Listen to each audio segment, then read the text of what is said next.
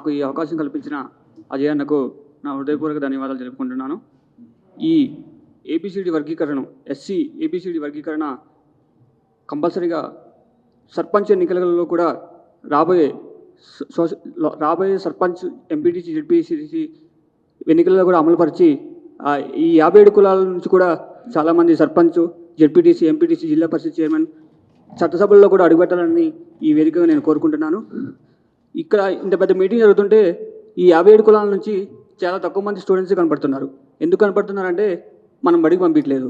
So ఇక్కడ అందరూ నా తల్లిదండ్రుల వయసు ఉన్నారు కాబట్టి వీళ్ళకి చెప్తున్నా, మీరు కులవృత్తులకి నేర్పించుకుంటేనే మీ యొక్క పిల్లల్ని బడికి దగ్గర చేయండి.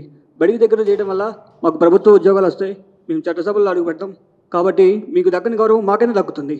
సో ఈ వేదిక నుంచి నేను ఒకటే చెప్పుకుంటున్నాను, ఎప్పుడైతే మేము చదువుకుంటామో ఈ 57 ఉపకులాల నుంచి ఎప్పుడైతే చదువుకొని మేము ఉద్యోగాలు సాధించి ఈ అగ్రవర్ణాల పేదలతో పాటు మేము కూడా ఈ చట్టసభల్లో అడుగు పెడతామే, ఆ రోజే మాకు గౌరవం దక్కుతుంది. కాబట్టి ఈ అవకాశం కల్పించిన అజయ్ అన్నకు మరొకసారి ధన్యవాదాలు.